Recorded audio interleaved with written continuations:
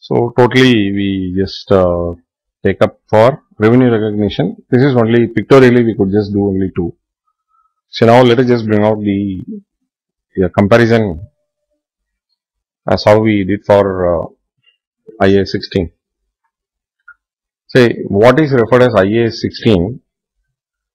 IAS 16 we refer to as Ind AS 16 for property, plant and equipment. Same way only we have IAS, the old series, new series are IFRS series. So whatever Institute had done is that all the old AS, that is IAS, they have referred as Ind AS 1, 2, 3 and so on. This IFRS 1, 2, 3, 4, 5, 6 and all that, they have assigned IFRS 101, IFRS 102 and so on. So therefore, they have not allowed any scope for any confusion. If it is referred as para number 81 in IAS, same para number 81 will be there in Ind AS. If that is not applicable, that place will be hollow and they would have just mentioned refer to appendix. That's it. So in this case, AS 9 is IAS 18, Ind AS 18. Measurement of revenue is on nominal amount received or receivable. Once it is decided, now that is a final revenue. Whereas it is a fair value of consideration received or receivable. So to understand this point, we will take up on to problem number 2. We will take up on to problem number 2.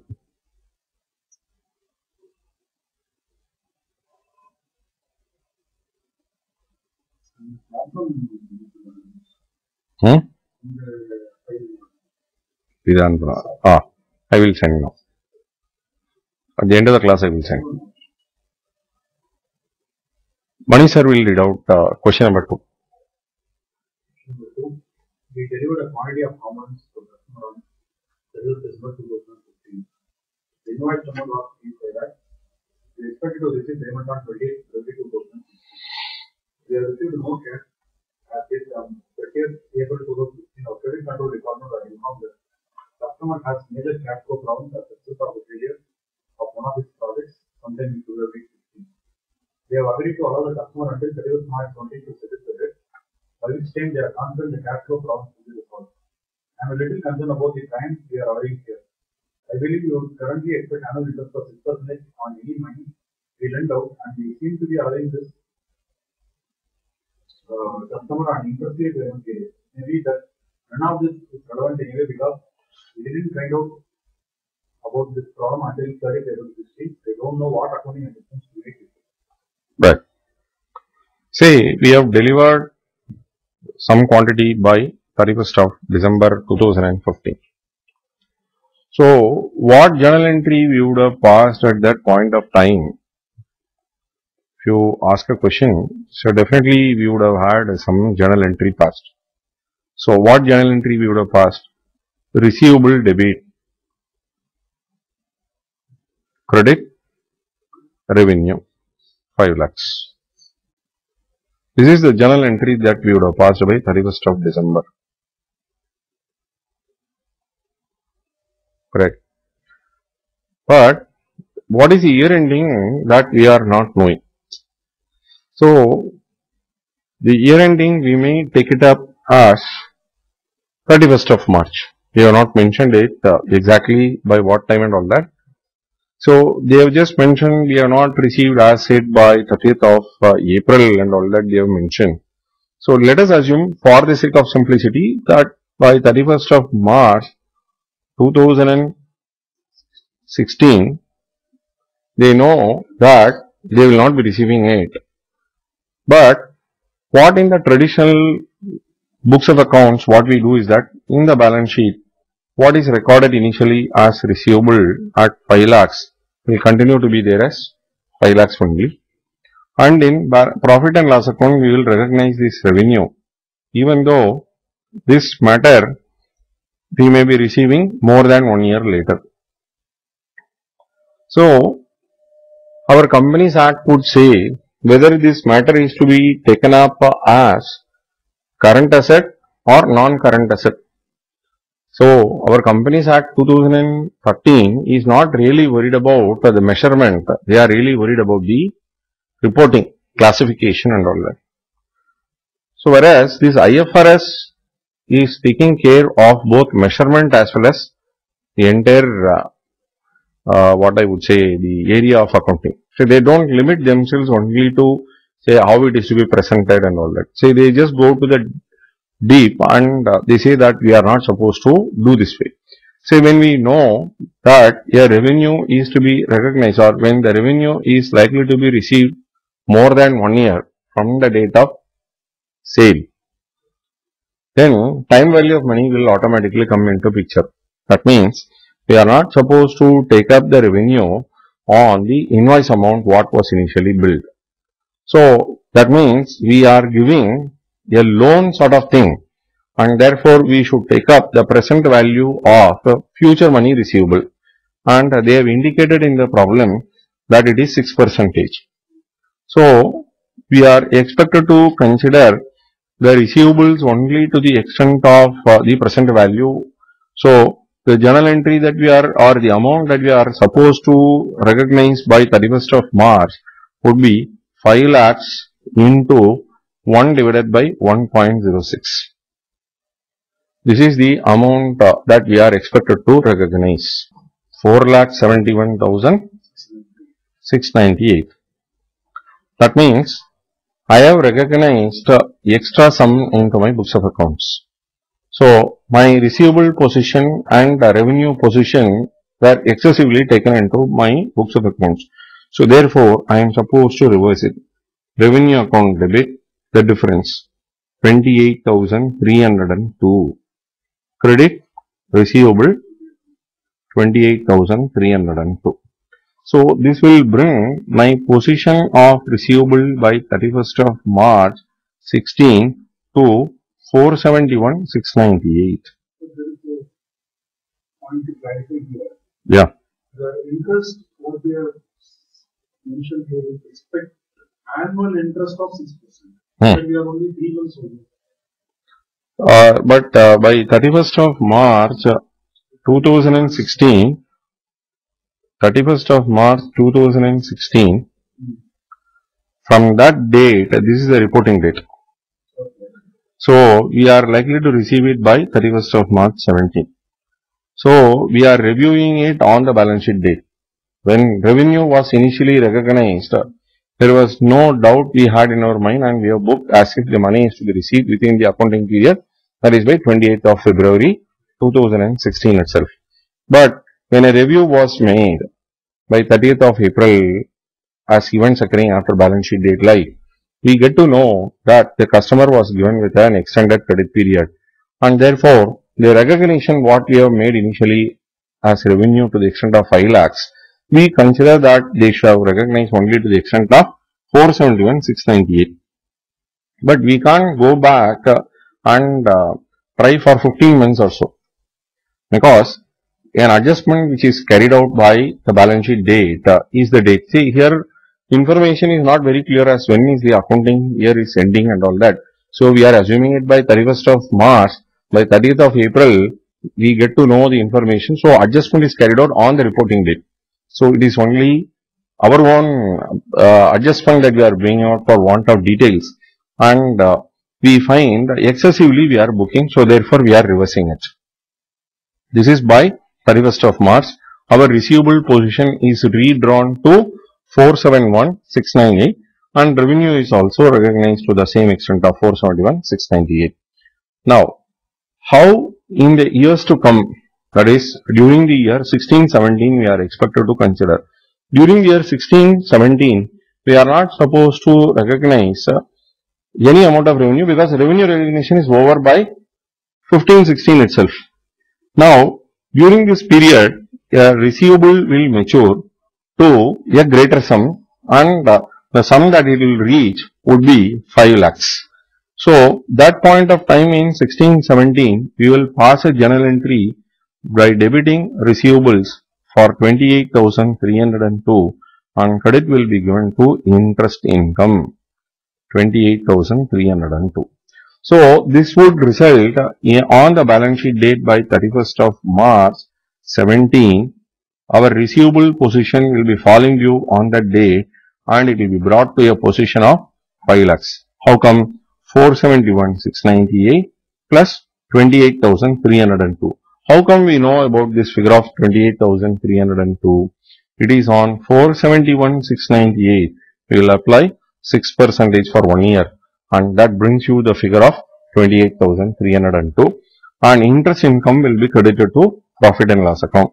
So what we would do by that point of time in P&L account 16-17, we will take to the credit as by interest income 28,302.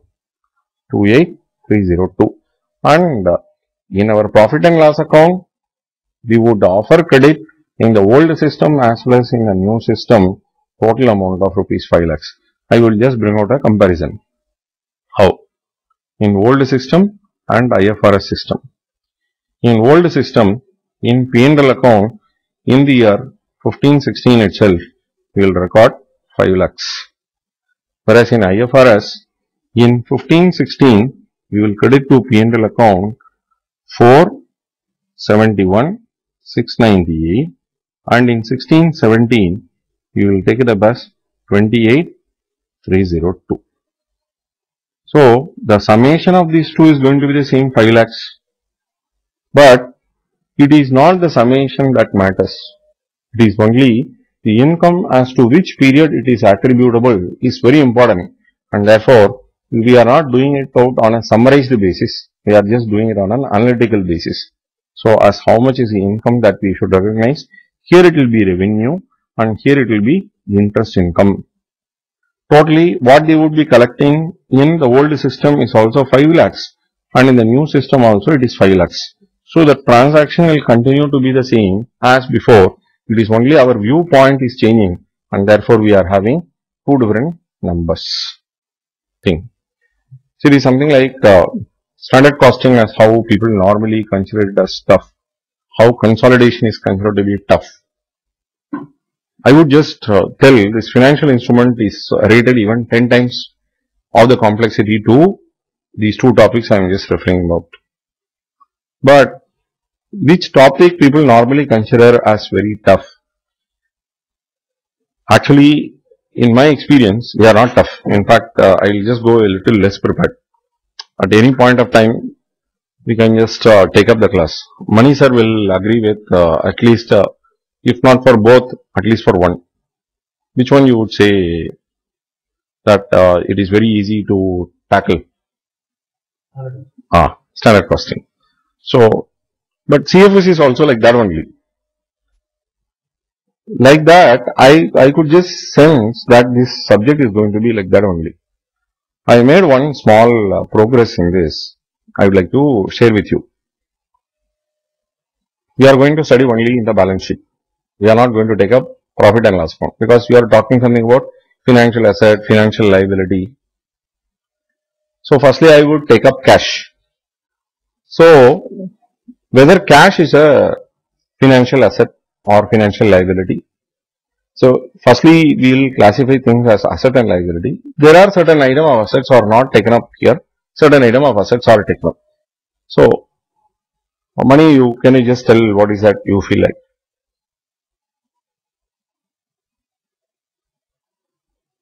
You assign your own reasons. Don't worry about the correctness. We are not trying to test. I wanted to just find the feel only.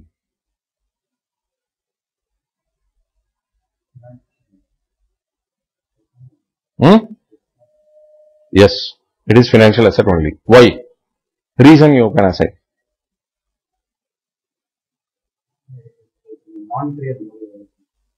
Exactly.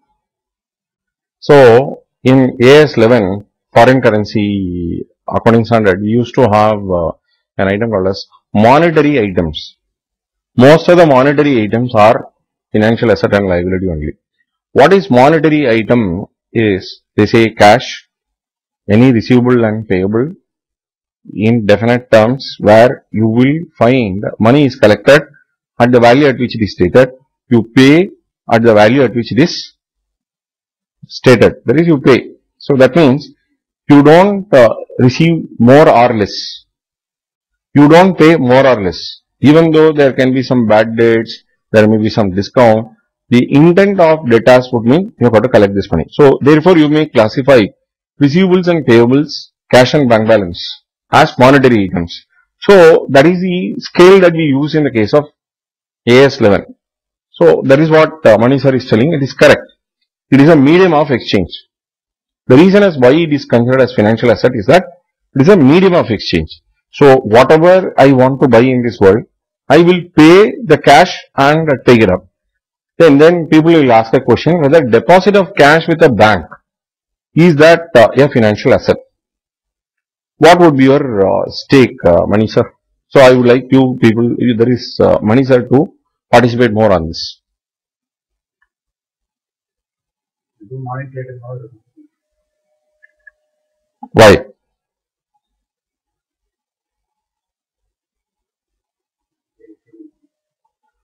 You can't assign the same meaning here. So you have the right to receive the money, right to receive cash. Instead of saying cash, because cash balance is different from deposit of cash. Bank balance, financial asset only, where you can use this bank balance to pay off your liabilities.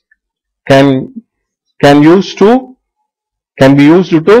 settle liabilities. So by giving this example, you are mentally prepared as how to classify items as financial asset and financial liability. Trade receivable, right to receive தான்.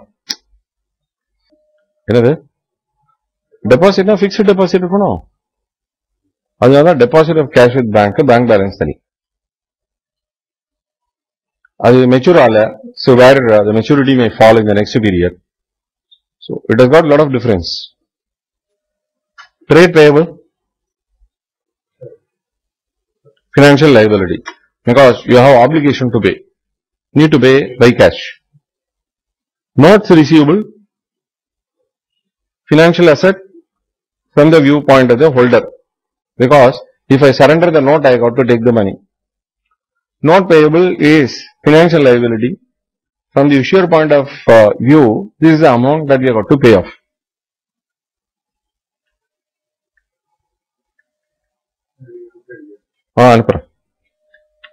Then loans receivable, same thing. So since notes receivable and payable are same, I don't want to assign the same reason. Bond receivable, bond payable, same. Perpetual debt, there is irredeemable debenture. Financial asset from the viewpoint of the holder. How? You have a right to collect money in the event of any liquidation. You have the right to receive the coupon. So since the receivable is attached to cash or it can be traded in the market, we can always classify this matter as receivable only. Perpetual debt, financial liability from the viewpoint of the issuer.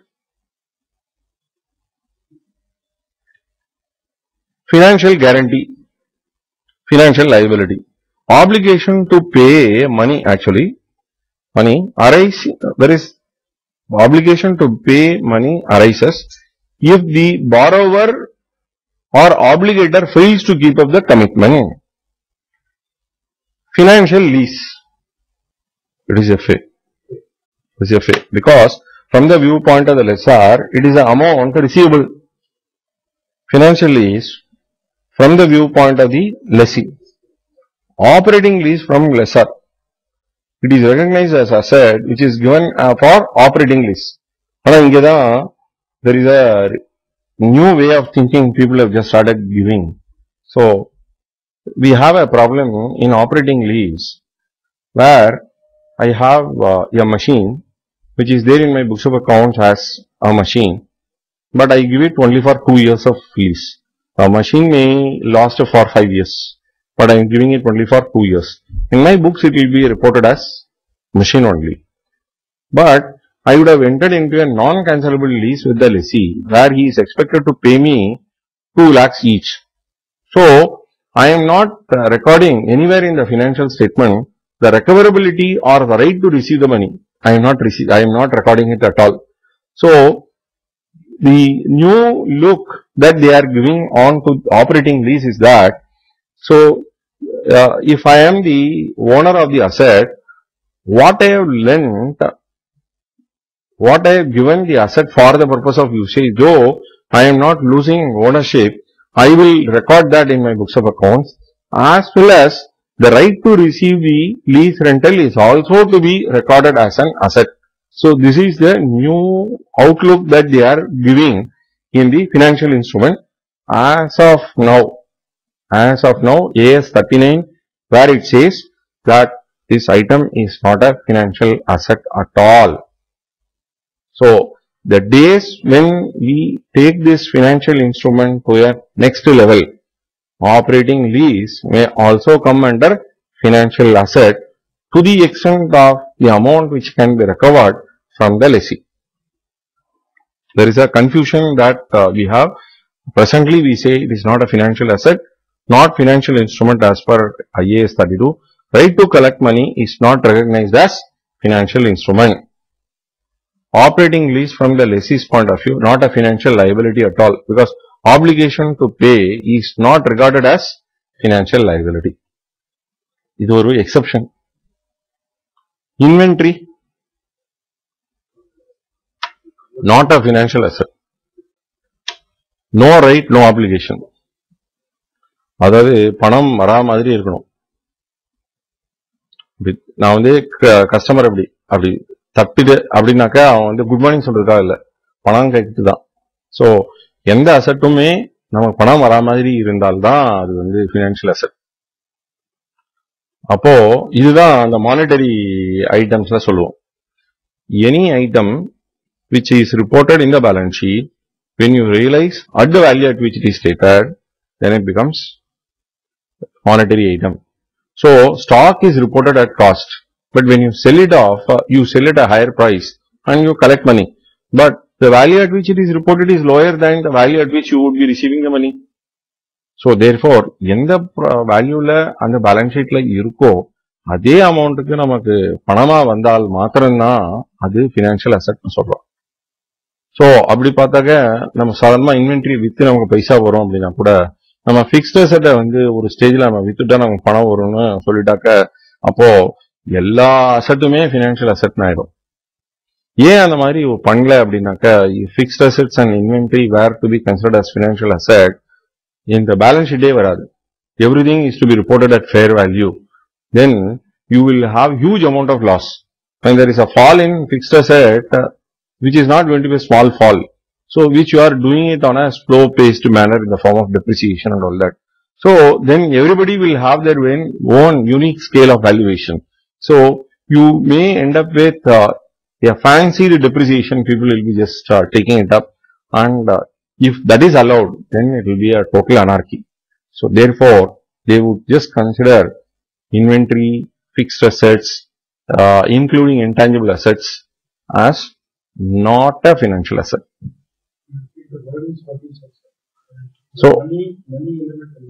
So அதாவது those items of assets which are to be received or paid in definite form of cash, those items of assets or liabilities which will result in definite form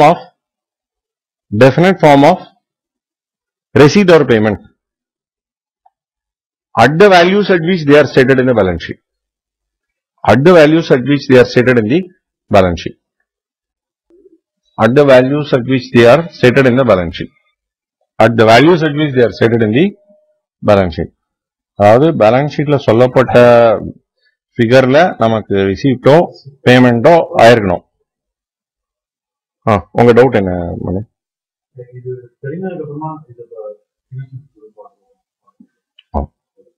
அதாவது அதுக்கே தான் இதெல்லாம் அப்ப சொல்றது. எந்த சாப்டருக்கு? Financial instrument. இப்போ நீங்க உங்களுக்கு ஒரு 7-8 அக்கௌண்டிங் ஸ்டாண்டர்ட் சாருக்கு ஒரு 4-5 அக்கௌண்டிங் ஸ்டாண்டர்ட், ஆர் உங்களுக்கு 10 சாருக்கு வந்து 8 இப்படி இருக்குனாக்க, இந்த இந்த 7-8 அக்கௌண்டிங் ஸ்டாண்டர்ட்லயுமே அந்த பினான்சியல் இன்ஸ்ட்ருமெண்ட் வந்துடும். அதாவது பிளட் மாதிரி அது. நம்ம வாழறதுக்கு வந்து எப்படி பிளட் ரொம்ப இம்பார்ட்டன்ட்டோ அந்த மாதிரி நான் இப்போ என்னுடைய ஆன்சர் நீங்க பார்த்தேன்னு வச்சுக்கோங்களேன்.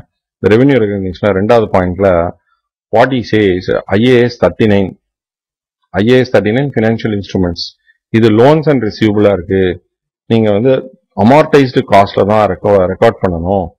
அதாவது நீங்க வந்து அதே 5 lakhsல ரெக்கார்ட் பண்ணக்கூடாது, இன்னைய பிரசன்ட் வேல்யூல ரெக்கார்ட் பண்ணணும்னு சொல்ற தீமே அந்த பினான்சியல் இன்ஸ்ட்ருமெண்ட்ஸ்ல சொல்றான்.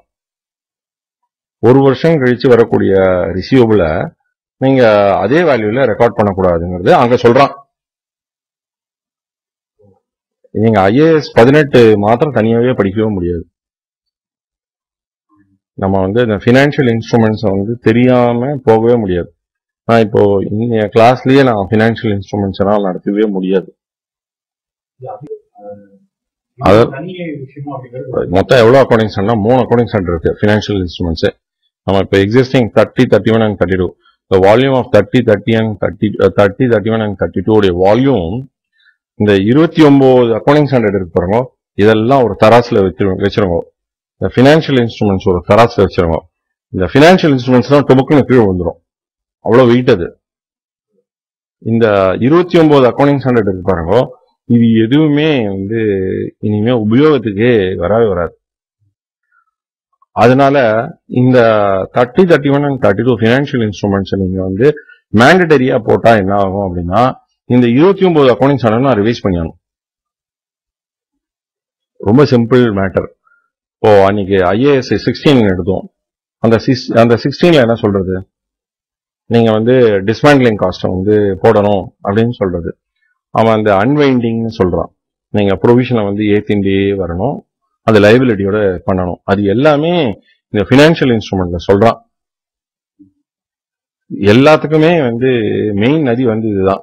இப்போ நீங்க உங்களுக்கு 3-4 அக்கௌண்டிங் ஸ்டாண்டர்ட் தான், நீங்க அதை மாத்திரம் பார்த்துன்னு போகணும் அப்படின்னு நீங்க சொன்னேன்னா, நான் அப்படி சொன்னேன்னா நான் வந்து just not telling the real truth.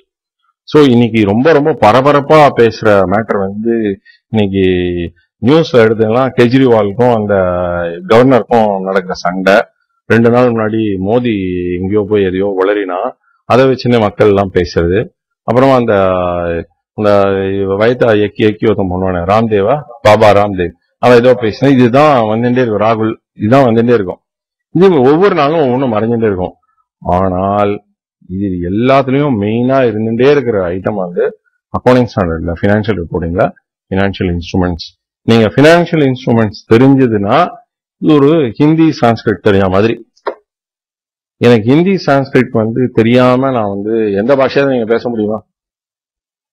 நீங்க தமிழே எடுத்துட்டாலும் தமிழ்ல 45% 50% ஆஃப் வேர்ட்ஸ் எல்லாமே இதுல இருந்து வந்ததுதான், சான்ஸ்கிரிட்ல இருந்து வந்ததுதான். நான் வந்து சான்ஸ்கிரிட் வந்து வடமொழி, நான் வந்து பேச மாட்டேன் அப்படின்னு டிஎம்கே காரன் சொன்னானா, உதய சூரியன்கிறதே ரொம்ப தப்பான வேர்டு. அவனை பத்தியும் எழும் ஞாயிறுன்னு சொல்லணும். எழும் ஞாயிறுன்னு சொல்றதுக்கு இவனுக்கு அருகதை கிடையாது. யாராவது எழும் ஞாயிறுன்னு சொன்னா பாமர மக்களுக்கு புரியாது. கருணாநிதி தமிழ் வார்த்தையா இல்ல சம்ஸ்கிருத வார்த்தையா? சோ இது நீங்க பாத்தீங்கன்னா எப்படி வந்து சான்ஸ்கிரிட் அண்ட் ஹிந்தி வந்து ரொம்ப மெயின் ஸ்ட்ரீம்க்கு ரொம்ப உபயோகமா இருக்கும். அந்த மாதிரியான உபயோகம் அதை விட ஒரு டபுள் மடங்கு சொல்லலாம் இந்த பினான்சியல் இன்ஸ்ட்ருமெண்ட். இது வந்து ஒரு பிகினர்ஸ் லெவலுக்கு எப்படி எடுத்துன்னு போறது. சரி, இதை பார்த்தாலே புரியாது.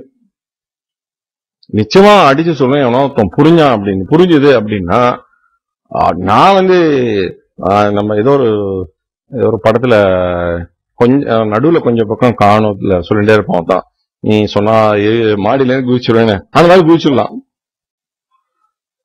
ஏன்னா அதுல புரியாத மாதிரி இருக்கிறது தான் நிறைய இருக்கும். ஆனா படிச்சு படிச்சு படிச்சு படிச்சு ஒரு ஸ்டேஜ்ல ரிப்பீட்டடா நமக்கு வேர்டு சஞ்சாதனம் இது மாதிரி வந்துட்டு சிலதெல்லாம் அதுல இருந்து வரும்போது நேற்றுக்கு சொல்லிட்டே வந்தாம இருக்கும். எனக்கு எங்கெங்கெல்லாம் பிளாக்ஸ் இருந்ததோ பிளாக்ஸ் எல்லாம் கிளியர் ஆகிட்டே இருந்தது. தட் இஸ் வாட் சாதாரண கிளாஸ்ல மணி எனக்கு உட்காரும்போது எனக்கு கொஞ்சம் தூக்கமா தான் இருந்தது. ஆனா ஒரு க்ஷணம் கூட நான் தூங்கவே இல்லை. செந்தில்நாதன் இருக்கும்போது ஆதி நீங்க எல்லாம் கொஞ்சம் யானையும் கூட போயாச்சு. ஆமா மார்னிங் அப்படியே ஸ்ட்ரகிள் பண்ண அது ஒரு தப்பே கிடையாது. அது மாதிரி ஆகும். எப்போ நமக்கு வந்து லைஃப் இல்லையோ போயிடும். பார்த்தேன்னா பாட்டு பாடுற இடத்துல ரசிக்கிறவன் ரசிச்சுட்டே இருப்பான், தூங்குறவன் தூங்கிட்டு இருப்பான். So it is not on the object, on the person who is taking it up. Beauty is in beholder's eyes மாதிரி. நமக்கு என்ன நாலேஜ் லெவல் இருக்கோ, நமக்கு தேர்ஸ்ட் எவ்வளவு தூரம் இருக்கோ அதுக்கேற்ற மாதிரி தான். எங்க அத்தையாத்துக்கு போன முக்கூருக்கு நார்த்தாக்காட் டிஸ்ட்ரிக்ட்ல பயங்கர தாகம்.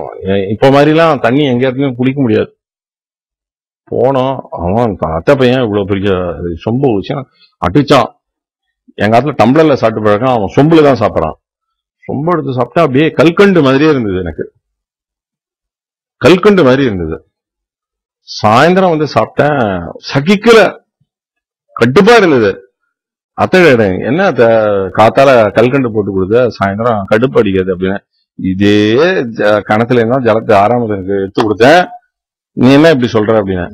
அப்போ பக்கத்தாத்த அம்சம், தாகத்தோட வந்து சாப்பிட்டியா அப்படின்னா அவ சொன்னது அப்படியே இருந்தது. நமக்கு எப்படி இருக்கோ அதுக்கு ஏற்ற மாதிரி தான் ஆறுது. இந்த பினான்சியல் இன்ஸ்ட்ருமெண்ட்டும் அப்படிதான். இதுல என்ன சொல்ல வரான்னாக்க, ஒவ்வொரு ஐட்டத்துக்கு வேல்யூவேஷன் ஸ்கேல் இருக்குல்ல.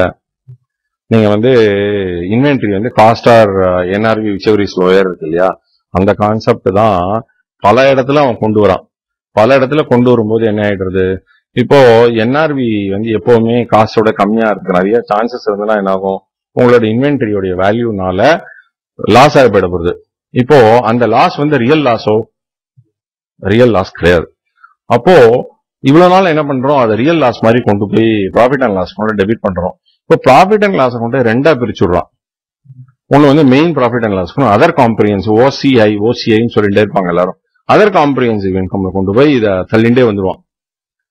அப்போ இதெல்லாம் புக் லாஸ் தானே. இது எப்போ புக் லாஸோ, எனக்கு வந்து கேஷா நான் வந்து அதை சஸ்டெயின் ஆகல எனக்கு. அப்போ நான் ப்ராஃபிட் அண்ட் லாஸ் உள்ளே கொண்டு போக முடியாது. இப்போ எப்படி பினான்சியல் ஸ்டேட்மெண்ட் வந்துருக்குன்னா இப்படியே பேசலாம்ல. சோ ஒரு ப்ராஃபிட் அண்ட் லாஸ் பார்த்தேன்னா எது கேஷ் ரியலைஸ்டா இருக்கோ அதெல்லாம் கொண்டு போய் ப்ராஃபிட் அண்ட் லாஸ் அக்கௌண்ட்ல கொண்டு போயிட்டு, இந்த ரீவேல்யூவேஷன் மாதிரி வரக்கூடிய ஐட்டம் எல்லாம் அதர் காம்ப்ரிஹென்சிவ் இன்கம்ல கொண்டு போய் போடுறான். அப்போ சம்டைம்ஸ் என்ன ஆயிடுது, இத எப்பயாவது ப்ராஃபிட் அண்ட் லாஸ் அக்கௌண்ட்டுக்கு வருமானு கேட்டா வரவே வராது. அவன் ஈக்விட்டியில கொண்டு போய் ரிசர்வ்ஸ்ல இருந்து அட்ஜஸ்ட் பண்ணிடுறான். சோ ப்ராஃபிட் அண்ட் லாஸ் அக்கௌண்ட்டுக்கே போகாம ரிசர்வ்ஸ்ல அட்ஜஸ்ட் பண்ற ஐட்டம் எல்லாம் நம்ம பழைய அக்கௌண்டிங் ஸ்டாண்டர்ட்ல இருந்திருக்கு. அதுதான் மேக்ல கூட ஒரு அட்ஜஸ்ட்மெண்ட் கொண்டு வந்தான். When revaluation reserve is existing and when the asset is sold, then the existing revaluation reserve should be credited to general reserve. 14.4 paragraphல சொல்றான். எப்படி அது வந்து ப்ராஃபிட் அண்ட் லாஸ் அக்கௌண்ட்குள்ளே வரல, it is adjusted in reserve. That sort of adjustments we will be carrying it out more often than what was envisaged in the old accounting standard. So then there should be a place in profit and loss account itself I got to keep, which should not give the impression that it is real loss. So அதனால other comprehensive income சொன்னா, other comprehensive income சொல்லும் பொழுது நான் ஈக்விட்டியில் adjust பண்ணணும்னாக்க my equity should also be reported. முன்னாடி என்ன பண்ணுவோம், பிக்ஸ்ட் அசெட்ஸ்ல opening balance, addition deletion, block before depreciation, accumulated depreciation, current depreciation, closing accumulated depreciation, closing book value of the current period, then previous year's block value கொண்டு வந்து கம்பேரிசனுக்காக அதை வச்சுருப்போம். அதையே தான் இப்போ பிக்ஸ்ட் அசெட் ஷெட்யூலுக்கு எப்படி கொண்டு போனோமோ அதே மாதிரி தான் ஈக்விட்டியில ஓப்பனிங் ஈக்விட்டி, செக்யூரிட்டி பிரீமியம் எவ்வளவு வந்தது, ஜெனரல் ரிசர்வ் எவ்வளவு வந்தது, எவ்வளவு அப்ராப்ரியேட் பண்ணி எடுத்துன்னு போனோம், எவ்வளவு அப்ராப்ரியேட் பண்ணி வெளில எடுத்துன்னு போனோம் அப்படிங்கிற டீடைல statement of changes in equity அப்படின்னு ஒரு தனி ஷெட்யூலே போட்டு கொடுக்கணும்ன்றான். இப்போ எப்படி ஆயிடுது, ப்ராஃபிட் அண்ட் லாஸ் ரெண்டா போயிடுது, பேலன்ஸ் ஷீட்டும் ரெண்டா போயிடுது. இந்த statement of changes in equity நம்ம பேலன்ஸ் ஷீட்குள்ளேயே எல்லாத்தையும் கொண்டு போய் அடசலா அடக்கி வச்சிருவோம். இப்ப நீங்க பார்சாதி கோயில் போனீங்கன்னா அங்க எல்லா அனிருத்தன், பிரத்யுமனன் எல்லாரும் உள்ளுக்குள்ளேயே ரொம்ப அந்த இடத்துல அடைஞ்சு கிடப்பா. நீங்க போய் உள்ள போய் பார்த்துருந்தீங்கன்னா தெரியும், ஒரே அடைச்சலா இருக்கும். கிருஷ்ண பிரேமியன்னா தான் அதை சொல்லுவார், பார்சாதி கோவில்ல எல்லாரும் அடைஞ்சிருப்பா, நம்ம போய் கேட்டு அந்த அர்ச்சகர்கிட்ட கேட்டு நம்ம போய் பார்க்கணும். எல்லா இடத்துலயும் இருப்பா, உள்ளுக்குள்ள ஒரு சின்ன இடத்துக்குள்ள எல்லாரும் இருப்பா. அந்த மாதிரி தான் ஓல்டு சார்ட் ஆஃப் பிரசன்டேஷன். இப்போ நியூல அப்படி கிடையாது. நீங்க வந்து பிரேக்கப் கொடுக்கணும். அப்போ இந்த மாதிரி அட்ஜஸ்ட்மெண்ட்ஸ் தான் பண்றோம்ல, which is not affecting and rooted through profit and loss account, which will be done through equity ன்னு அவன் சொல்றான். அப்போ நம்ம பேலன்ஸ் ஷீட் எல்லாம் முன்னாடி என்ன ஃபார்மேட்ல நம்ம போட்டோம், இப்போ என்ன ஃபார்மேட்ல போடுறோம், இது தெரிஞ்சிருந்தாதான் இந்த அக்கௌண்டிங்க நான் புரியும். அடுத்த கிளாஸ்ல உங்களுக்கு ஒரு ஃபைனல் அக்கௌண்ட்ஸ் 2 ப்ராப்ளம் நான் போட்டு காமிக்கிறேன். அப்போதான் அதோடைய ஃபுல்லஸ்ட் இம்பாக்ட் என்னன்னு தெரியும். சோ நீங்க பாத்தீங்கன்னா பிக்ஸ்ட் அசெட் எப்பவுமே அட் காஸ்ட் தான் பண்றோம், கிடையாது வேற எந்த மெத்தடும் பண்ண போறது இல்ல. ஆனால் பிக்ஸ்ட் அசெட் அந்த பிபிஇல 2 மாடல் இருக்கு, காஸ்ட் மாடல் இருக்கு, ரீவாலுவேஷன் மாடல் இருக்கு. அப்புறம் இன்டான்ஜிபிள் அசெட்ஸ் இருக்கு. இன்டான்ஜிபிள் அசெட்ஸ் என்ன பண்றோம், அமார்டைசேஷன் மெத்தட் தான் பண்றோம். அது வந்து ரிவ்யூ பண்ணிட்டே இருக்கும், அது ஸ்ட்ரெயிட் லைன் மெத்தட் தான் இருக்கும் மோஸ்ட்லி. அது முடிஞ்சு போச்சு. அடுத்தது இன்வெஸ்ட்மெண்ட். நான் கரண்ட் அசெட்ஸ்ல இன்வெஸ்ட்மெண்ட்ஸ் எப்படி நீங்க ரிப்போர்ட் பண்ணுவீங்க?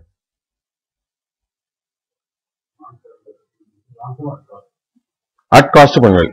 சப்போசிங் அது வந்து it is at as a subsidiary கம்பெனியில இன்வெஸ்ட் பண்ணிருக்கு. அப்போ நீங்க எஸ்எஃப்எஸ் தான் ப்ரிப்பேர் பண்ணணுமா இல்ல சிஎஃப்எஸ் தான் ப்ரிப்பேர் பண்ணணுமா? நம்ம இப்ப பிரசன்ட் ஸ்டேட்டஸ் எப்படி இருக்கு அப்படின்னா எஸ்எஃப்எஸும் பண்ணணும் சிஎஃப்எஸும் பண்ணணும். ஐஎஃப்ஆர்எஸ் அவன் என்ன சொல்றான், நீ எஸ்எஃப்எஸ் பண்ணாதீங்கோ, டைரக்டா சிஎஃப்எஸ் பண்ணிடுங்க சொல்றான். அவனுடைய அக்கௌண்டிங் ஸ்டாண்டர்டோட வந்து ஐஏஎஸ் 27 அக்கௌண்டிங் ஸ்டாண்டர்ட் பேரே எஸ்எஃப்எஸ் அண்ட் சிஎஃப்எஸ் தான் பேரு. நம்ம ஊர்ல பாருங்க, ஐஏஎஸ் 27 பாருங்க. அவன் பேலன்ஸ் ஷீட் அப்படிதான் ப்ரிப்பேர் பண்ண சொல்றான். உங்களுக்கு வந்து general purpose financial statement first accounting standard சொல்லுவான்ல, அது கிடையாது. ரொம்ப நல்லா இருக்கும் இந்த இதுவே கன்சாலிடேஷன் ரொம்ப நல்லா இருக்கும். சரி, இப்போ இன்வெஸ்ட்மெண்ட் சொல்லியாச்சு. இப்போ லோன்ஸ் ரிசீவபிள், லோன்ஸ் பேயபிள் எப்படி காமிப்பது?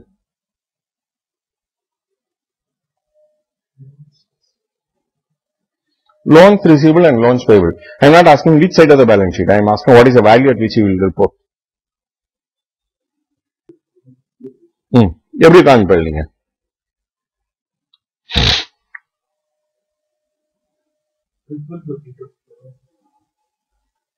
பிரின்சிபல் பிளஸ் இன்ட்ரெஸ்டா? நான் 5 வருஷத்துக்கு கொடுக்க போறேன் லோனு, எப்படி காமிப்பீங்க? கொடுத்த அன்னைக்கு எவ்வளவு காமிப்பீங்க?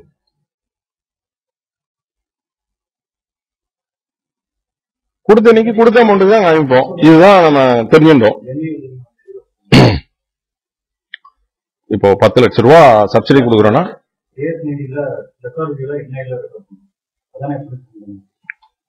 நம்ம லீஸ் எடுத்துன்னு போக வேண்டாம். சாதாரண ஒரு கம்பெனி இன்னொரு கம்பெனிக்கு லோன் கொடுக்குறது என்ன வேல்யூல ரிப்போர்ட் பண்ணுவோம்? பிரின்சிபல். சரி, இப்போ கொடுக்குற கம்பெனிக்கும் வாங்குற கம்பெனிக்கும் அவன் கன்செஷனல் ரேட் ஆஃப் இன்ட்ரெஸ்ட்ல கொடுக்குறான்னு வச்சுக்கோங்க, ஒரு கம்பெனி டு அனதர் கம்பெனி. அப்போ என்ன வேல்யூல ரிப்போர்ட் பண்ணுவாரு? 10 லட்சம் கொடுத்தா 10 லட்சம் தான் காமிச்சுட்டு இருக்கோம், கரெக்டா? இப்போ நான் இது வந்து I will concentrate more on FI என்னன்னு சொல்றேன். இப்போ நான் வந்து 10% ரேட் ஆஃப் இன்ட்ரெஸ்ட்ல நான் வந்து கஷ்டப்பட்டு பேங்க்ல இருந்து நான் லோன் வாங்கினாலும் என்னுடைய சப்சிடி கம்பெனிக்கோ ஆர் என்னோட அசோசியேட் கம்பெனிக்கோ ஆர் ரிலேட்டட் கம்பெனிக்கோ நான் லோன் கொடுக்கும்போது நீ 4% கொடுத்தா போறோம்னு நான் கொடுக்கும் பொழுது எனக்கு அப்ஃப்ரண்ட்லயே அது லாஸ்ன்னு தெரியும். நம்ம எப்படி அதை சொல்லுவோமா? புக்ஸ்ல காமிப்போமா? புக்ல என்ன காமிப்போம்? 10 லட்சம் காமிப்போம். நம்மளோட ப்ராஃபிட் அண்ட் லாஸ் 4% தான் நம்மளோட இன்கமா காமிச்சுட்டே இருப்போம். பினான்சியல் இன்ஸ்ட்ருமெண்ட் என்ன சொல்றது, நீங்க வந்து அந்த 10% நீங்க அதை அக்கௌண்ட் பண்ணலாம். உங்களுக்கு I will just show you through working. இப்போ நமக்கு இன் கேஷ் ஃப்ளோ 10 லட்சம் ரூபாய்க்கு 4% கொடுக்க போறான் நமக்கு இது அமௌண்ட். நம்ம அதர் கம்பெனி நமக்கு எவ்வளவு இது கிடைக்க போகுது, வட்டி கிடைக்க போகுது, இன்கம், இன்ட்ரெஸ்ட் இன்கம் 40,000.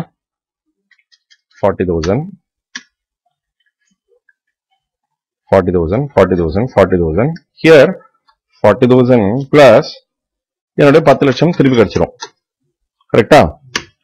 ஆனா எங்க கம்பெனியோட காஸ்ட் ஆஃப் கேபிட்டல் எவ்வளவு வருது? 10% அப்படின்னு வச்சுப்போம். இப்போ நம்ம பிவி ஃபேக்டர் நான் போடுறது. இப்போ கால்குலேட்டர் போட்டுருவோம்ல ஒரு பிவி ஃபேக்டர், அதே தான் போடுறேன் இதுல.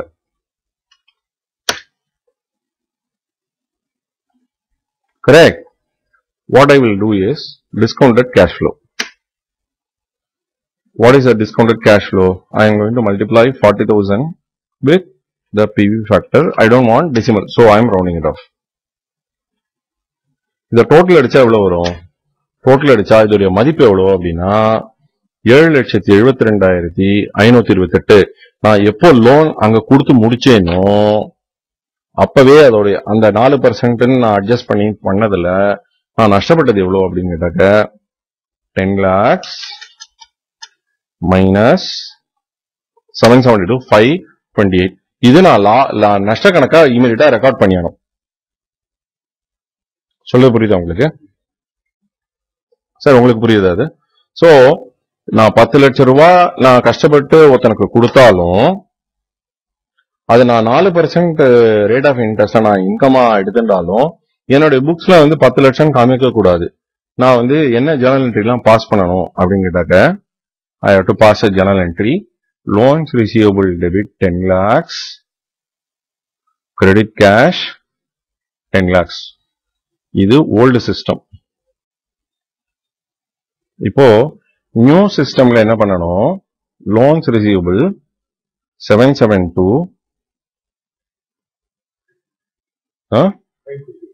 528, loss debit 227 472, credit cash 10 lakhs. அப்போ என்னுடைய ப்ராஃபிட் அண்ட் லாஸ் அக்கவுண்ட்ல முன்னாடி இதுல எவ்வளவு காமிப்பேன்? பை இன்கம் 40,000 காமிப்பேன். 4% ஆன் 10 lakhs அப்படின்னு காமிப்பேன்.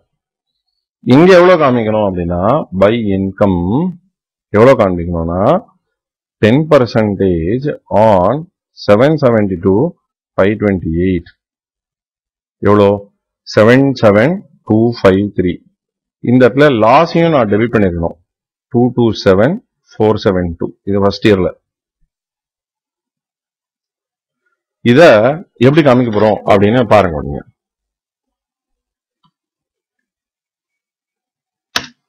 this is my accounting opening. My interest எவ்வளோ? My interest is computed at the rate of 10% comma 0 round. இவ்வளவு நான் காமிக்க போறேன். அந்த கம்பெனி எனக்கு எவ்வளவு கொடுக்க போறது? இன்ஃப்ளோ 40,000 தான் தரும். அப்போ என்னுடைய க்ளோசிங் பேலன்ஸ் எவ்வளோ? சொல்லுங்க மணி.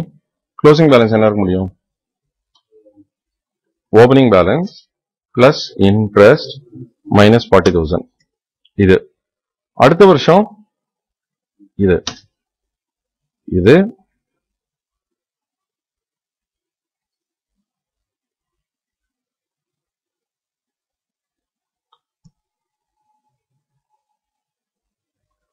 அப்போ இந்த வருஷத்துல இது 40,000. சோ இது வந்து 39 rupees கூடுதலா இருக்கணும். சோ நான் இங்க 39 rupees நான் கூடுதலா போடுறேன்.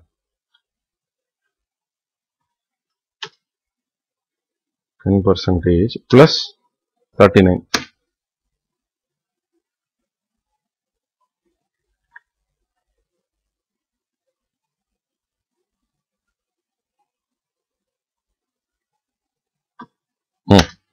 போட்டாச்சு. இப்போ what is the value at which I should report in my books? Should I report at 10 lakhs or at 772 528?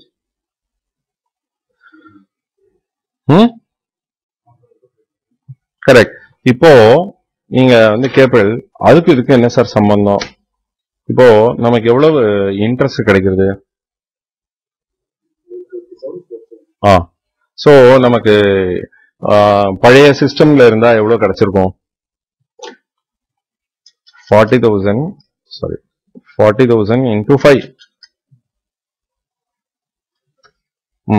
இப்போ எக்ஸ்ட்ராவா நமக்கு லோடு எவ்வளவு பண்ணோம் அப்படின்னா அந்த லாஸ் முதல்ல புக் பண்ணோமோ அதுதான். லாஸ் எவ்வளவு புக் பண்ணோம், இங்க புக் பண்ண பாருங்க. சோ முன்னாடி என்ன பண்ணோமோ அதை தான் இப்பவும் பண்ண போறோம். இப்போ எவ்வளவு பண்றோம் அப்படின்னா 40,000 × 5 2 லட்சம் பேரும் முடிஞ்சு போச்சு. நான் கன்செஷன் கொடுத்தது எனக்குமே தெரியாது. இப்போ குழந்தைய வந்து எங்க அப்பா வந்து என்ன பண்ணுவார், இது எல்லாத்துலயும் நடக்கிறது, உங்க இடத்துலயும் நடக்கும் தான். பையனை வந்து அவன் அழுவான், அவனை அழுக நிப்பாட்டுறதுக்கு என்ன பண்ணுவார், எங்க அப்பா வந்து என்ன அடிக்கிற மாதிரி அடிப்பார். இதுல வந்து நான் அழற மாதிரி பாசாங்க பண்ணுவேன். அதான் அப்படி பார்ப்பான், அழுகிய நிறுத்திடுவான். இது வந்து டைவர்ட்டிங் டாக்டிக்ஸ் தானே அது. அதே மாதிரி 10% வரக்கூடிய காஸ்ட் ஆஃப் கேபிட்டல சப்சிடரி கம்பெனிக்கு 4%ல நம்ம கொடுக்கறது வந்து எனக்கு தெரியும். எங்கேயாவது நம்ம வந்து கன்செஷனலா ஒருத்தருக்கு சகாயம் பண்ணி கொடுக்கறது எங்கேயாவது நீங்க ரிப்போர்ட் பண்றீங்களோ? ஆனா அது நடக்கிறதா இல்லையா? ஒரு நடக்கிற ஐட்டத்தை ரிப்போர்ட் பண்ண முடியாத ஒரு அக்கௌண்டிங்கா கரெக்டா? சோ அதை நம்ம வந்து ரிப்போர்ட் பண்ணிக்கணும். இப்போ நான் இன்னொரு மாதிரி இதே கொஸ்டினை கேட்கிறேன். அன்னைக்கே நான் முதல் நாள் சொன்னேன்னு தெரியல. ஒருத்தன் வந்து 10 ரூபா 100 ரூபா வாங்குறான் முதல் நாள், அதாவது காத்தால வாங்குறான். திருப்பி கொடுக்கும்போது அவனுடைய புக்ஸ்ல எவ்வளவு இன்ட்ரெஸ்ட் கொடுப்பான் அப்படின்னா 10 ரூபா, 110 ரூபா திருப்பி கொடுக்க போறான், 10 ரூபா வட்டி. What is rate of interest? 10% per day. இப்போ இன்னொரு வெண்டர் என்ன பண்றான், 90 ரூபா வாங்குறான், திருப்பி கொடுக்கும்போது 100 ரூபா கொடுக்குறான். அவனுக்கு எவ்வளவு வட்டி? 10 rupees. அப்போ முதல்ல எக்ஸ்பீரியன்ஸ் ஆனவனும் செகண்ட்ல எக்ஸ்பீரியன்ஸ் ஆனவனும் ரூபா பார்க்கும்போது 10 ரூபாயா இருந்தாலும் அந்த காஸ்ட் ஆஃப் கேபிட்டல் நீங்க கன்சிடர் பண்ணீங்கன்னா முதல் இருக்கிறவனுக்கு வந்து 10 100 10%, அடுத்தவனுக்கு பார்த்தேன்னா 10 90. அப்போ 11.11%. நான் அந்த கால்குலேஷன் எப்படி நாம காண்பிக்கணும் புக்ஸ்ல அப்படின்னாக்க, நான் முதல் கேஸ்ல என்ன சொன்னேன், P&L அக்கௌண்ட்ல 10 ரூபா. அதை நான் எப்படி கால்குலேட் பண்ணி சொல்றேன்னா 10% × 100 அப்படின்னு சொல்றேன். அப்போ அடுத்த வெண்டருக்கு நான் என்ன பண்ணுவேன், இதே 10 ரூபா தான் எழுதுவேன். ஆனா 10 ரூபா எப்படியா எழுதுவேன் அப்படின்னு கேட்டா 11.11% × 19 போட்டு காமிப்பேன். இது வந்து அமௌண்ட்டை பொறுத்த வரைக்கும் சேமா உங்களுக்கு எக்ஸாம்பிளுக்காக நான் சொன்னேனே வழிய, இதோடைய நம்பர்ஸ் பேஸே டிஃபரெண்டா இருந்ததுன்னா டிஃபரெண்டா இருக்கும். இப்போ நம்ம கேஸ்ல 10 லட்சத்துக்கு கால்குலேட் பண்ணோம், இன்னொன்னு வந்து 7 லட்சத்துக்கு கால்குலேட் பண்ணோம், ஒன்னு வந்து 4%க்கு கால்குலேட் பண்ணோம், இன்னொன்னு வந்து we have just calculated at 10%. So are we reporting the amount of interest correctly? So what should be my income that I should report? I should not report 40,000. In fact, I should report 77,253 because that is the cost that I am suffering. இல்லாட்டி matching concept எப்படி உங்களுக்கு கரெக்டா match பண்ண முடியும்? நான் வந்து borrow பண்றது 10%, நான் வந்து 4%க்கு நான் வந்து கொடுத்தேன்னா it is a loss. This loss, what you should have identified and debited in year number 1, you are spreading the loss for 5 years. So, உங்களால வந்து நிஜமான ஒரு மேட்டரை புரிஞ்சுக்க முடியும். ஆனா நீங்க புரிஞ்சின மேட்டரை உங்க அக்கௌண்டிங்கால சொல்ல முடியாது. அதாவது எனக்கு வந்து பேசதான் தெரியும், எழுத தெரியாது அப்படிங்கிற மாதிரி இருக்கு. உங்க அக்கௌண்டிங் என்ன பண்ணணும், இருக்கிறதே இருக்கிற மாதிரி சொல்லணும். இருக்கிறதே இருக்கிற மாதிரி அது சொல்ல முடியாத ஒரு அக்கௌண்டிங்கே இல்ல. நம்ம வந்து we have to have a relook அப்படின்னு சொல்லும் பொழுது, இது எந்த இடத்துல நான் வந்து சொன்னாக்க எல்லாரும் கேட்பாங்க அப்படின்னா, அசெட்ஸ் அண்ட் லைபிலிட்டிஸ முதல்ல பிரிச்சுக்கணும். என்ன பினான்சியல் அசெட், பினான்சியல் லைபிலிட்டி, இது வந்து நான் பினான்சியல் அசெட், நான் பினான்சியல் லைபிலிட்டி அப்படின்னு பிரிச்சுக்கணும். அப்போ எப்போ நம்ம பிரிச்சுக்கிறோமோ, பிரிச்சுன்றதுக்கு அப்புறமா தான் அதுக்குண்டான ட்ரீட்மெண்டே வரும். இப்போ வந்து pre acquisition dividend and post acquisition dividend you are trying to crack like anything. அப்படி இருந்தா அது ப்ரீ அக்விசிஷன், இப்படி இருந்தா போஸ்ட் அக்விசிஷன். சார் இதெல்லாம் எதுக்கு சார் பண்றோம் அப்படிங்கறத முதல்ல சொல்ல முடியாது. அது எப்ப சொல்ல முடியும், பின்னாடி தான் சொல்ல முடியும். So pre acquisition dividend and post acquisition dividend firstly I got to tell. அதுக்கு நான் சாதாரணமா ஒரு எக்ஸாம்பிள் சொல்லுவேன். நம்ம வந்து ஒரு நிலம் வாங்குறோம், நிலம் வாங்கும் பொழுது அதுல க்ரோயிங் கிராப் இருக்கு, நிலத்தோடைய வாங்கிட்டோம். அதுல வரக்கூடிய சாகுபடி, அதுல வரக்கூடிய நெல்லை வித்து வரக்கூடிய பைசாவை நான் ப்ராஃபிட் அண்ட் லாஸ் கொண்டு எடுத்துன்னு போவேனா இல்ல லேண்டினுடைய காஸ்ட்ல ரெடியூஸ் பண்ணுவேனா அப்படின்னு கேட்டாக்க அவன் ஒரு கேள்வி கேட்பான். குடியானவன் கேட்க போறான், சார் நீங்க இந்த க்ரோயிங் கிராப், இந்த நெல்மணிலாம் இல்லாத நேரத்துல நீங்க வாங்கியிருந்தா இதோடைய மதிப்பு ஜாஸ்தியா கொடுத்திருப்பீங்களா கம்மியா கொடுத்திருப்பீங்களா அப்படின்னு கேட்பான். கம்மியா தான் கொடுத்திருப்போம். இப்போ நம்ம கொடுத்த பணம் லேண்டுக்கு மாத்திரம் இல்ல நெல்மணிக்கும் சேர்த்து தான் கொடுத்தோம். அப்போ நெல்மணியை வித்து வரக்கூடிய பைசா அந்த லேண்ட் காஸ்டோடைய தான் கிரெடிட் பண்ணணும். இதுதான் அக்கௌண்டிங் சொல்றது pre acquisition dividend. Post acquisition dividend அது மாதிரி பண்ண முடியாது. டிவிடெண்ட் தான். ஆனா ப்ரீ அக்விசிஷன் டிவிடெண்ட் ஒரு ட்ரீட்மெண்ட், போஸ்ட் அக்விசிஷன் டிவிடெண்ட் ஒரு ட்ரீட்மெண்ட். சோ நான் எப்போ நான் கிளாசிஃபை பண்றேனோ அப்போ ட்ரீட்மெண்ட் சேம் கிடையாது. ட்ரீட்மெண்ட் சேமா இருக்கணும்னா நான் கிளாசிஃபை பண்ண வேண்டிய அவசியமே கிடையாது. So classification is done only for a different and what I would say appropriate treatment. It's not step motherly treatment கிடையாது. So ஒவ்வொரு அசட்டுக்கும் ஒரு ட்ரீட்மெண்ட். அதை நான் தெரிஞ்சுக்கிறதுக்கு முதல்ல எது பினான்சியல் அசட் எது நான் பினான்சியல் அசட் தெரியணும். அதை நான் தெரிஞ்சுக்காம நான் ஃபர்ஸ்ட் எடுத்தோடனே லாஸ்ட் ஐட்டத்தை நான் தெரிஞ்சுக்கணும்னு அட்டம்ப்டே பண்ண முடியாது. இப்போ அவ்வளவுதான் அதான் சொல்லிட்டு இருக்கேன். இப்போ நேற்று அவர் பேசும்போது என்ன சொன்னார், நான் அசட்ல இவ்வளவுதான் காமிப்பேன் அப்படின்னு அவர் சொல்றார். இது பேரண்ட் கம்பெனிக்கு இவ்வளவு வந்துடுறது. லைபிலிட்டி காமிக்கக்கூடிய சப்சிடி கம்பெனிக்கு எவ்வளவுடா காமிப்பேன் அப்படின்னா 10 லட்சம் சொல்றான். அப்போ நீங்க கன்சாலிடேட் பண்ணும்போது ஒரு கம்பெனி 7,72,000 ரிசீவபிள் காமிக்கிற, அவனை பொறுத்த வரைக்கும் 10 லட்சம் காமிக்கிற, எப்படிடா நீ மியூச்சுவல் ஃபண்ட்ஸ் அட்ஜஸ்ட் பண்ணுவ அப்படின்னு கேட்டேன். அப்போ அவன் சொல்றான், இது இந்த பினான்சியல் இன்ஸ்ட்ருமெண்ட் அப்போ உங்களுக்கு அது நெருடலா இருக்கும். அப்போ அதுல அக்கௌண்டிங் ஸ்டாண்டர்ட்ல சொல்றது இந்த பினான்சியல் இன்ஸ்ட்ருமெண்ட் கன்சாலிடேஷனுக்கு வராது அப்படின்னு அவன் சொல்லிடுறான். அப்போ கன்சாலிடேஷன்ல வராது அப்படின்னா கன்சாலிடேஷன்ல இந்த மாதிரி லாஸ் நான் காமிக்க முடியாது. இந்த டிஃபிகல்டிஸ் எல்லாமே நீங்க இது financial instrument is good, but if you start applying it you will have a lot of hiccups. நம்மளால ஒரு ஸ்மூத் ஃப்ளோல கொண்டு போக முடியாது. ஆனா அததான் சொன்னா 10 வருஷமா ஆன ஒரு ஐட்டத்தை 10 நாள்ல அமெண்ட் பண்ணி முடிச்சிருக்கான். எமர்ஜென்சி லெவல்ல ஏதாவது போனோம்னா you will take a short time to do it. எப்பவுமே அது பண்ணவே முடியாது. அதே மாதிரி நீங்க முதல்லயே கிளாசிஃபை பண்ணணும். அதுதான் நேற்று கேட்டேன். At the very first stage it self you have to classify. அதுதான் அவன் சொன்னா ஹெல்டு டு மெச்சூரிட்டி அப்படின்னு நீங்க முதல்ல கிளாசிஃபை பண்ணணும்னா, where my intention is not to hold until maturity.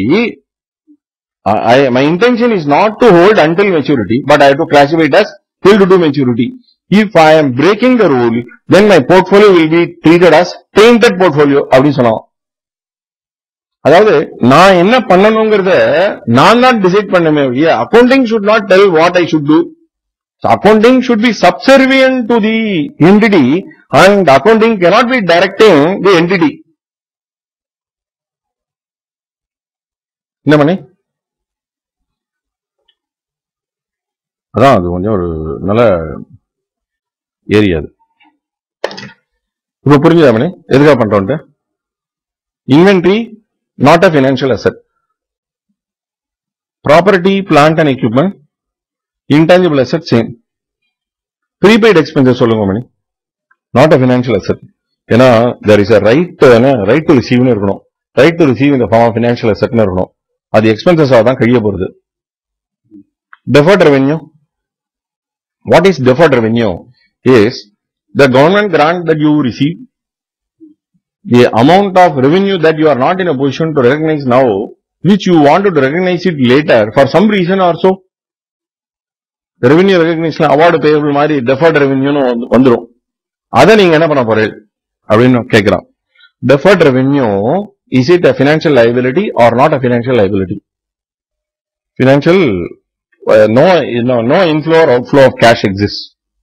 அதை வாங்கி தேக்கி வச்சு நீங்க அக்கௌண்ட் தான் பண்ண போறீங்க. Warranty obligation, not a financial asset because there is no inflow or outflow of cash or any financial asset. Or income tax obligation, சரி, நான் இப்போ ரைட் டு ரிசீவ் ஆப்ளிகேஷனை பத்தி முதல்ல சொன்னோம். இதுக்கு என்ன சொல்வேன்? அப்போ salary payable எல்லாம் போடுறோமே, அது என்ன, அதுவும் ப்ரொவிஷனா போடுறோம், அதுக்கு என்ன சொல்வேன்? எக்ஸாக்ட் ஃபிகர் போனஸ் தெரியாது, ஏதோ ஒரு ஃபிகர் போடுறேன், நீங்க என்ன பண்ணுவேன்?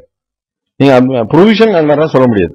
அப்போ இந்த இன்கம் டாக்ஸ் ஆப்ளிகேஷன் எப்படி சொல்வேன்? இதுலதான் இருக்கு கீயே. இதை நீங்க ட்ரிகர் பண்ணி விட்டா மிச்சம் எல்லாமே கொட்டிடும். எந்த ஐட்டம் காசால கரெக்டா கொடுக்கப்படுறதோ, நம்ம வந்து AS 11ல என்ன பண்ணுவோம், இது வந்து மானிட்டரி லைபிலிட்டின்னு சொல்லுவோம், because it results in outflow of cash அப்படின்னு இருக்கு. ஆனா இங்க நாட் அ பினான்சியல் அசெட் சொல்லுவான். ஏன் நாட் அ பினான்சியல் அசெட் சொன்னோம்னாக்க, கான்ட்ராக்சுவல் ரைட்டா இருக்கணும். இது வந்து கான்ட்ராக்சுவல் ஆப்ளிகேஷனா இருக்கணும். இது கான்ட்ராக்ட்னால ஏற்படக்கூடிய ஆப்ளிகேஷன் கிடையாது. அததான் நம்ம எக்கனாமிக்ஸ்லயும் குவிட் ப்ரோகோ அதெல்லாம் சொல்றோம். இது என்னதான் அவுட்ஃப்ளோவா இருந்தாலும் இது ஸ்டாச்சுட்டரி ஆப்ளிகேஷன், இது கான்ட்ராக்சுவல் ஆப்ளிகேஷன் இல்ல உங்க area. So he is just bringing out a scenario that it is not a contractual obligation. நான் இவ்வளவுதான் பே பண்ண போறேன்னு அவன் சொல்லவே இல்லை. So not arising out of contractual obligation, it is statutory in nature. அப்போ ப்ரொவிஷன் அப்படிங்கறதெல்லாம் அந்த இடத்துல அடிபட்டு போயிடும். இப்போ ப்ரொவிஷன் ஃபார் போனஸ் நீங்க எப்படி எடுத்து போயிடுங்க? அது கான்ட்ராக்சுவலி இல்ல, நான் கொடுக்க வேண்டிய அமௌண்ட் அது. நான் வந்து ஒவ்வொரு எம்ப்ளாய்க்குன்னா நான் கைது போட மாட்டேன், அந்த அசோசியேஷன் நான் கைது போட்டுருவேன். இதுதான் அமௌண்ட் தெரியாது, ஒரு 15% 20% ஏதோ அந்த அமௌண்ட் டிசைட் பண்ண போறோம். அது வந்து பினான்சியல் லைபிலிட்டி, கான்ட்ராக்சுவலி கன்ஸ்ட்ரக்டிவ் ஆப்ளிகேஷன். நான் ரீஃபண்ட் பண்றது என்னுடைய பிராக்டிஸ், இது என்னுடைய கம்பெனியோட பாலிசி அப்படிலாம் சொல்றோம். அது not a financial liability, not arising out of contractual obligation. It is, அதே காப்பி அடிச்சு போட்டாரு நம்ம Natarajan sir, it is a customary practice. Equity shares, equity instrument இருக்கு. அப்போ இது நம்ம இப்போ என்னென்னலாம் தெரிஞ்சுக்கணும் அப்படின்னா, financial asset, financial liability, equity. So these are the terms that we have got to know. So what are the items? Financial asset, financial liability and equity instrument. நான் 5 நிமிஷம் சொன்ன நிறைய நேரம் ஆயிடுச்சு.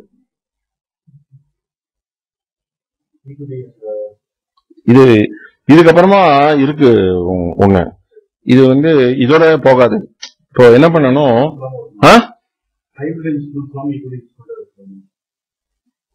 ஹைபிரிட்னு நீங்க எப்போ சொல்லிட்டாலோ அப்போ அதுல ரெண்டுமே இருக்குன்னு அர்த்தம். சிவம் சக்தி 2 பேரும் இருக்கா. சோ அதை நீங்க பிரிச்சு காமிக்கணும். இப்போ வாரண்ட்னு நான் இப்போ சொல்ல போறேன், உங்களுக்கு ஒரு இன்ஸ்ட்ருமெண்ட் பேரு வாரண்ட்னு சொல்ல போறேன். அந்த வாரண்டினுடைய இது என்ன, உங்களுக்கு வாரண்ட் என்னன்னு புரியும்? What is a warrant? Warrant is a money that we have collected and where on that money that we have collected no dividend or coupon will be paid. There is no fixed sum that I will be issuing so many shares. பணத்தை வாங்கி வச்சுக்கிறது share application மாதிரி. அப்புறமா after happening of certain number, இது வந்து short period கிடையாது, இது வந்து லாங் பீரியட் வாங்கி வச்சுக்கிறது. So there will be an obligation on the part of the company to issue shares that அந்த இடத்துல தான் உங்களுக்கு அந்த AS 32, 39 டெபினேஷன் எல்லாம் இந்த வாரண்ட்டுக்கு ஏத்த மாதிரி, வாரண்ட் அண்ட் கன்வெர்டிபிள்ஸ்க்கு ஏத்த மாதிரி மாறும். ஒரு இடத்துல அவன் என்ன சொல்லுவான், வேரியபிள் நம்பர்னு, இன்னொருத்துல பிக்ஸ்டு நம்பர்னு சொல்லுவான். ரொம்ப அற்புதமா அதை டீல் பண்ணிருப்பான். இது வந்து பிசினஸ் காம்பினேஷன்ல ரொம்ப ரொம்ப நல்லா வரும். சரி, இந்த ஏரியா தான் ஒரு இன்ட்ரோடக்டரி நாலேஜுக்கே நம்ம வந்து ரியலி ஃபீல் வெரி அற்புதமா இருக்குது அப்படின்ட்டு. ஆனா இதுல இது எல்லாமே அப்படியே பயங்கர ரோசியாலாம் இல்ல. So it has got lot of bumps. So நம்ம வந்து ஜஸ்ட் வெயிட் அண்ட் கொஞ்சம் யோஜனை பண்ணி பண்ணணும். இதுல வந்து காலபிள் இன்ஸ்ட்ருமெண்ட், புட்டபிள் இன்ஸ்ட்ருமெண்ட்ஸ் எல்லாம் இருக்கு. கொஞ்சம் வந்து SFMல நம்ம கொஞ்சம் படிச்சு தெரிஞ்சுக்க வேண்டியதெல்லாம் இருக்கு. Then we will have a real grip. அப்போ எவ்வளவு அங்கேயும் கேள்வி வைக்கிறான், இங்கேயும் கேள்வி வைக்கிறான், சார் இன்கம் டேக்ஸ் ஆப்ளிகேஷன் அது பினான்சியல் அசெட் கிடையாது, பினான்சியல் லைபிலிட்டி கிடையாது. ஏன்? What is that? There is no contractual obligation. Okay. Sir, warranty obligation? No, it is not a financial asset at all because there is no outflow of cash or financial asset. So இன்னும் கொஞ்சம் அதை வந்து திரும்ப திரும்ப இன்னொரு 10-15 example எல்லாம் வச்சு இதுக்கெல்லாம் நமக்கே ஒண்ணு தெரியும். ஒரு காமனா ஒரு பாயிண்ட் ஒண்ணு இருக்கும். நமக்கு சொல்ல முடியுறதோ இல்லையோ, ஆனா நமக்கு சில நேரம் வந்து அவன் சொல்லும்போதே நமக்கு புரியும் அந்த பினான்சியல் அசெட்டா பினான்சியல் லைபிலிட்டியான இன்னொரு கிளாஸ் நம்ம போனோம்னா அப்போ நமக்கு will be in a position to cull out what exactly they are expecting from us. அப்போ டெஃபினேஷன் எடுத்தா டெஃபினேஷன் கிறிஸ்டல் கிளியரா இருக்கும். விட்டுட்டு உடனே போய் கிறிஸ்டல் இது டெஃபினேஷன் போய் உட்காந்தோம்னா மேட்டர் இதுவே ஆகாது. அது சாதத்தை கும்பமா போட்டு அதை சாப்பிடணும்னா கொஞ்சம் கொஞ்சமா இங்க இங்க இங்க இங்க பண்ணணும். நடுவில் கொண்டு போய் கை விட்டோம்னா அவ்வளவுதான். நம்ம ஆத்தி மெதுவா சாப்பிடறது இல்லையா, அது மாதிரிதான் அது. நிஜமா சொல்றேன் Mani, will really feel very happy.